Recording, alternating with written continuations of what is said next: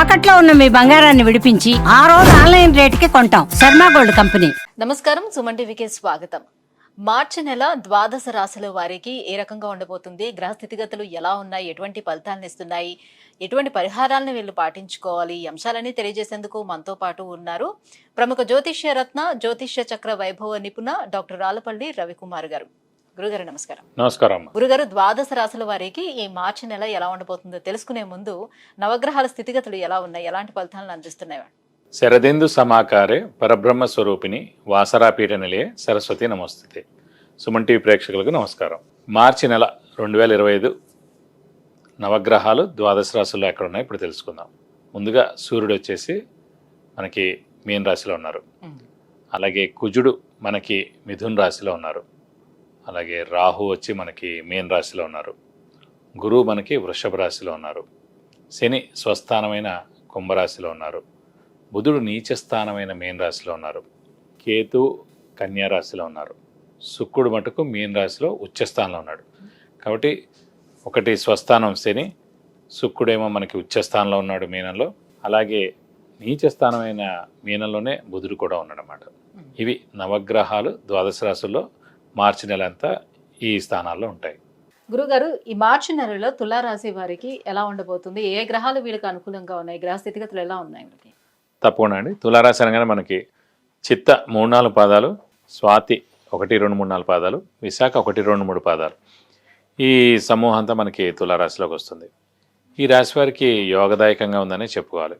ఎందుకంటే ముఖ్యంగా రాశ్యాధిపతి అయిన శుక్రుడు ఉచ్చస్థానంలో ఉండడం, అలాగే శని కూడా మనకి పంచమ స్థానంలో స్వస్థానంలో ఉండడం, అలాగే గురువు అష్టమంలో ఉన్నా కూడా తృతీయ షష్టాధిపతి గురువు అష్టమ స్థానంలో ఉన్నాడు. సో అది విపరీత రాజయోగం కింద వస్తుంది. అలాగే తృతీయ షష్టాధిపతి అనే గ్రహం ఏదైతే ఉంటుందో అది పాపి కింద వస్తుంది అన్నమాట. అలాంటి పాపి అష్టమంలో ఉన్నాడు కాబట్టి మనకి మేలే చేస్తాడు కానీ నష్టమేం చేకూర్చడు.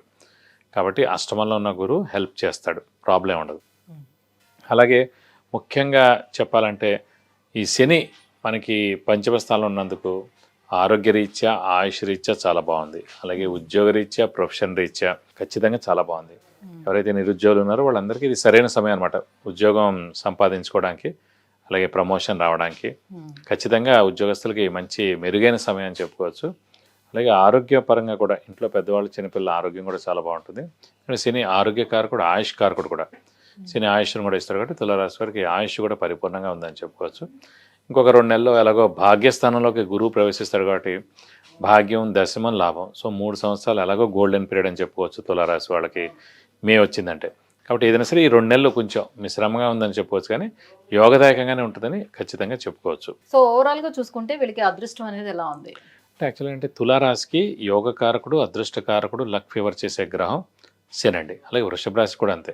తులారాశికి అయితే చతుర్థ పంచమాధిపతి శని అయ్యాడు, వృషభ రాశికి అయితే భాగ్య దశమాధిపతి అనమాట. సో ఈ 2 రాశులు లేదంటే ఈ 2 లగ్నాలకే యోగకారకుడు శని అవుతాడు. ఎప్పుడైతే యోగకారకుడు మనకి శని అంటే యోగకారకుడు ఎవరైతే ఉంటారో అతను స్వస్థానం కానీ ఉచ్చస్థానంలో కానీ ఉంటే కనుక 100% అదృష్టం అనేది ఖచ్చితంగా ఆ రాశి వాళ్ళకు ఉంటుంది. సో ఇప్పుడు మనకు అదృష్టం దేవుడి వల్ల ఏంటంటే తులారాశి వారికి పంచమ స్థానాధిపతి అయిన శని స్వస్థానంలో ఉన్నాడు. సో అదృష్టకారకుడు స్వస్థానంలో ఉన్నాడు కాబట్టి 100% యోగదాయకంగా ఉంటాడు, అదృష్టాన్ని ఇస్తాడు. అదృష్టం అంటే ఎందులోనే తీసుకోవచ్చండి. అది చదువులో తీసుకోవచ్చు, ఉద్యోగంలో తీసుకోవచ్చు, గృహం వాహనంలో తీసుకోవచ్చు, అలాగే మనకి ప్రమోషన్ రీత్యా తీసుకోవచ్చు, అలాగే ఫారెన్ టూర్ విజిట్స్, అసైన్మెంట్స్, అలా ఏదైనా సరే అదృష్టం అనేది ఎలాగైనా వరించవచ్చు అన్నమాట. కాబట్టి అదృష్టం పరిపూర్ణంగా ఉందని చెప్పుకోవచ్చు. కాబట్టి వీళ్ళకి అత్యద్భుతంగా ఉంటుందని చెప్పుకోవచ్చు. మళ్ళీ ఈ మార్చి 30 నుంచి మనకి శని 6వ స్థానంలో కూడా వెళ్తాడు. 3, 6, 11 స్థానాలు యోగదాయకం అనమాట శనికి. సో ఇక్కడ సో మనకి ఇంకా 100 కొంది ఉంటుంది తులారాశికి. సో అటు గురువు 100 కొంది ఉంటాడు, శని 100 కొంది ఉంటాడు, రాహుకేతులు కూడా 100 కొంది ఉంటారు అన్నమాట. సో రాబోయే రోజుల్లో తులారాశి వారికి 3 సంవత్సరాలు గోల్డెన్ పీరియడ్ అని చెప్పుకోవచ్చు. కాబట్టి అత్యద్భుతంగా ఉంటుందని చెప్పుకోవాలి. ఏదైనా సరే 1-2 మంత్స్ కొంచెం మిశ్రమంగా ఉండొచ్చేమో కానీ ఈ నెల వరకు చూసుకున్నట్లయితే విద్యార్థులకి ఎలా ఉంటుంది? ఎందుకంటే ఎగ్జామ్స్ కూడా స్టార్ట్ అవుతున్నాయి కాబట్టి వాళ్ళకి కూడా. విద్యార్థులకి ఇంకా సువర్ణావకాశం ఎందుకు చెప్పుకోవాలంటే అష్టమంలో గురువు ఉండండి. ఎవరికైతే జాతకరీత్యా లగ్నం నుంచి అష్టమ స్థానంలో గురువు ఉంటారో వాళ్ళు తల్లిదండ్రులకు దూరంగా ఉండి చదువుకోవడం అవి చేస్తుంటారు. తల్లిదండ్రులకు దూరంగా ఉండి ఎవరు చదువుకుంటారు? ఉన్నత ర్యాంకు రావడం, బెస్ట్ కాలేజ్ వస్తేనే వాళ్ళు దూరంగా ఉండి చదువుకుంటారు. అది ఫారెన్ అవ్వచ్చు, ఇక్కడైనా సరే వేరే స్టేట్లో మంచి యూనివర్సిటీలో అయినా రావచ్చు. కాబట్టి విద్యార్థులకు మటుకు సువర్ణావకాశం చెప్పుకోవచ్చు. వారు ఖచ్చితంగా పోటీ పరీక్షల్లో పాస్ అవుతారు. అలాగే మెయిన్ ఈ సెట్స్ ఏవైతే ఉన్నాయో ఇవన్నీ రాస్తే కనుక ఖచ్చితంగా మంచి ర్యాంక్ సాధిస్తారు. మంచి కాలేజ్లో వాళ్ళు ఖచ్చితంగా సీట్ వస్తుంది. ఫారెన్ కూడా అవ్వచ్చు, ఎంఎస్ కానివ్వండి ఇవన్నీ కానీ. అలా ఎక్కడైనా కూడా ఖచ్చితంగా వేరే స్టేట్లో కానీ వేరే ఊళ్ళో కానీ కూడా వచ్చేందుకు అవకాశం ఉంది. కాబట్టి విద్యార్థులకి చాలా యోగదాయకంగా ఉంటుందని చెప్పుకోవచ్చు. ఇంకా ఎలాంటి రెమెడీస్ పాటించుకోవాల్సిన అవసరం ఉంటుంది వీళ్ళు? ఈ రాశి వారికి ఏంటంటే ఇక ప్రస్తుతానికి ఈ శనే మనకి ఇంకా పంచమ స్థానంలో ఉన్నా కూడా వీలైతే ఇంకా దీన్ని బలపరచడం కోసం ప్రతి శనివారం ఉపవాసం ఉంటే చాలా మంచిది. ఈ 4 వారాలు ఉంటే కనుక చాలా యోగదాయకంగా ఉంటుంది. అలాగే ఆంజనేయ స్వామిని ఎక్కువగా ఆరాధించాలి. మామూలుగా సాధారణంగా మీరు చూసుకుంటే తులారాశి కానీ తులలగ్నం వారు కానీ ఆంజనేయ స్వామిని ఎక్కువగా ఆరాధిస్తారు. ఆంజనేయ స్వామిని ఎక్కువగా పట్టుకుంటే ఈ తులారాశి వారు వాళ్ళకి చాలా యోగదాయకంగా ఉంటుంది. కాబట్టి ప్రతి శనివారం లేదంటే మంగళవారం ఆంజనేయ స్వామి టెంపుల్కి వెళ్ళి 41 ప్రదక్షిణాలు చేయడం, సింధూర పూజ, మన తామలపాకుల పూజ, వడమాల సమర్పించడం ఇలాంటివి చేస్తే మంచిది. అలాగే వీలైతే ప్రతిరోజు ఆంజనేయ స్వామి అష్టోత్తరం చదువుకుంటే కూడా ఇంకా చాలా బాగుండి మీకు అన్ని విధాలా మంచి చేకూరుతుంది.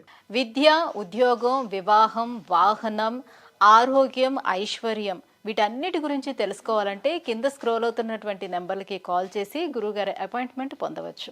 గురుగారు, ఈ మార్చి నెలలోని తులారాశి వారికి ఎలా ఉండబోతుంది, ఏ గ్రహాలు వీళ్ళకి అనుకూలిస్తున్నాయి, ఇంకా ఎలాంటి పరిహారాలను పాటించుకోవాలి, ఈ విషయాలన్నీ కూడా తెలియజేసినందుకు ధన్యవాదాలండి. నమస్కారం.